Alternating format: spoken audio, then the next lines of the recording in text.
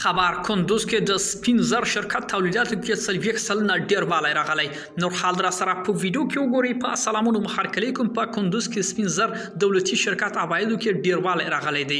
د کندوز ولایت ځایي چارواکي وایي چې دغه دولتي شرکت د بیلو تولیداتي برخو کې د فعالیت کوي او اوس یې په عوایدو کې شاوخوا څلوېښت سلنه ډیر والی راغلی.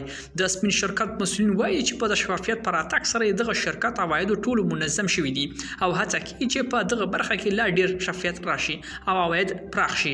د سپین زر شرکت دغه راز وایي چې خپلو چارو په چوکاټ کې یخ تولید یو فابریکه هم رامنځته کړې ده چې هر ورځ شاوخوا زر تختې یخ وړتیا ولري. په یو میاشت کې 1.3 میلیون افغانۍ عواید راټول کړي.